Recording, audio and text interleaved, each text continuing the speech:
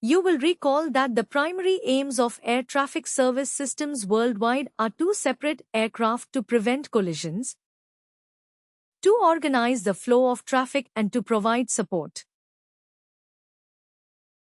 Because radar technology is able to remotely identify aircraft and present this spatially to a controller, radar technology has now become a fundamental tool used by air traffic control to achieve its aim. Today, the use of radar with the addition of computer-enhanced systems is a completely integrated part of the control of air traffic. Before we look at radar technology in more detail, it is important to understand that an air traffic control radar system is not just a visible rotation dish seen near airports. A radar system will normally consist of a number of integrated systems, including radar sensors, radar data transmission lines, radar data processing units, and of course the radar data display. Radar systems are mainly being used to assist air traffic control whilst aircraft are airborne. But recently, radar is being extensively used as a ground movement monitoring and control system at the busier international airports. Such a radar system is called Surface Movement Radar, known as SMR.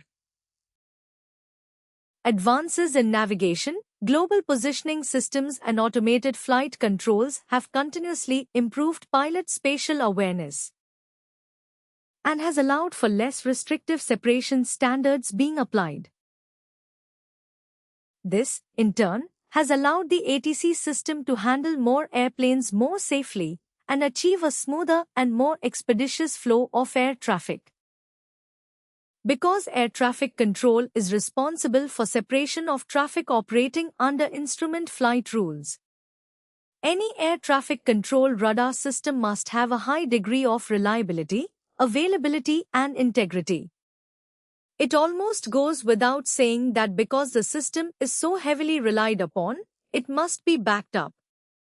Radar systems should not only display the position of an aircraft spatially, but also provide for the display of safety-related alerts and warnings, including confliction alert and prediction, minimum safe altitude warnings and unintentionally duplicated secondary surveillance radar codes. In the modern, commercial air transportation environment, radar has a vital role to play in the provision of air traffic services. The information that is displayed to a controller can be used to improve airspace utilization, reduce delays, provide more direct routings, and improve safety, facilitate the expeditious and efficient flow of departure traffic and its subsequent climb to cruising level, resolve potential air confliction, provide flight vectors for expeditious and efficient approaches, assist pilots in their navigation,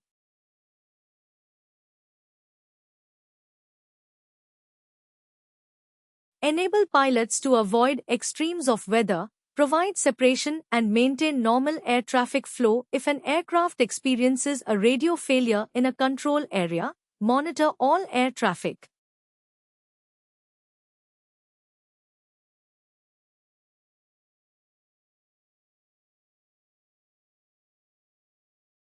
You may recall that there are two types of radar currently in use at most major aerodromes: primary surveillance radar known as PSR and secondary surveillance radar known as SSR.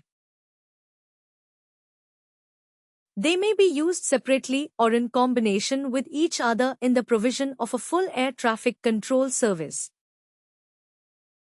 Although not strictly radar but certainly an important method of surveillance, automatic dependence surveillance ADS is the future face of radar systems. Primary surveillance radar emits pulses of energy, some of which is reflected by the target back to the receiver. These targets can be objects other than aircraft. The radar return information is then processed and displayed on a screen, like the one shown. Secondary surveillance radar requires that the target aircraft have equipment on board to reply to signals sent from the base unit. These signals give more data to the radar return, like aircraft identification, altitude, and so on. Secondary surveillance radar is dealt with in more detail in another lesson. Although the purpose of primary or secondary cover used individually or in unison is to provide enhanced air traffic services to aircraft. This will include the provision of separation between aircraft. The information available to a controller from radar-derived sources will as a minimum include continuously updated radar position indications, radar map information, SSR returns in Mode A, a simple acknowledgement return, Mode C.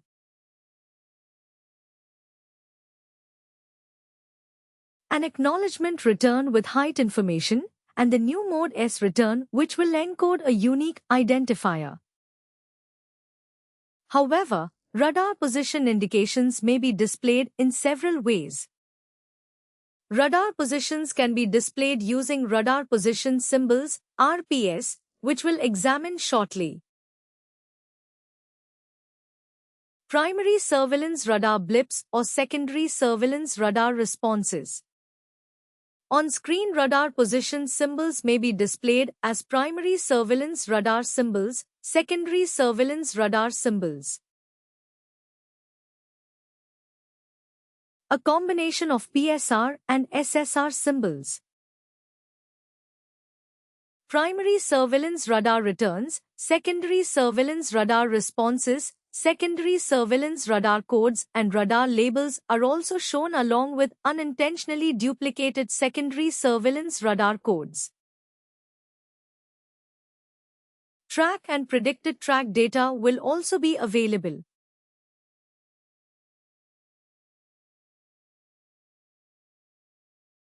Unless dictated by the circumstances of an emergency, direct pilot-controller communications are to be maintained throughout the provision of a radar service. This may be by voice, RTF, or by data link, the so-called Controller-Pilot Data Link Communications, CPDLC. Operating on their own discrete frequencies, the call signs used by air traffic controllers may or may not indicate the degree of control they exercise or the means by which any controller is achieved. Typically, radar controllers are called radar, director, or zone, but other call sign prefixes may be encountered. You will remember that secondary surveillance radar equipment allows for the specific identification of aircraft by the employment of ground and aircraft-based equipment. Modern systems also provide for altitude information to be available, and the later systems additionally assign unique identification codes to individual aircraft. This is called code conversions. Secondary surveillance radar use has its own standard procedures and phraseology. You have already learned that some SSR codes are specifically assigned to particular circumstances. You will remember 7700 signifying an emergency, 7600 signifying communications failure, and 7500 signifying unlawful interference. But there are also other codes that are state-specific. These will be registered in the regional and navigation agreements of countries, and their use will be compatible with other adjacent states. Any SSR code changes will be kept to a minimum to reduce pilot and controller workload. Where necessary, individual aircraft identification codes can be issued. For example, to humanitarian relief, medical, or VOVIP flights. When Mo Charlie, the altitude reporting element of an SSR system is used, it must conform to a tolerance of plus or minus 300 feet. However, when reduced separation between aircraft is enforced, the tolerance of the equipment is plus or minus 200 feet. To verify this accuracy, a controller will, upon initial contact, verify this. And if unable to do so, inform the aircraft to switch this Mo Charlie element of his equipment off. There are some rules and procedures that define when an aircraft can be at or assigned to an altitude which is based upon the accuracy of the transponder. A particular level is deemed to be occupied when the aircraft is within a height bracket of plus or minus 300 feet of that flight level.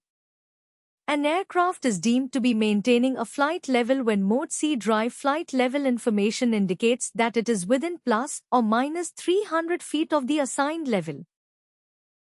When cleared to vacate a level, an aircraft that has a Mode C derived indication of more than 300 feet in the anticipated direction of change is deemed to be vacating it. An aircraft climbing or descending is considered to have crossed a level when the Mode C derived information indicates that it has passed the level by more than 300 feet. Ground controllers will require confidence in the SSR accuracy of an aircraft. An aircraft will be considered to have reached a flight level to which it has been cleared when 3 consecutive renewals of the Mode C level derived information has indicated that the aircraft is within 300 feet of the assigned level. In this manner, all aircraft using a piece of airspace will be accurately tracked. This completes the lesson on general radar services.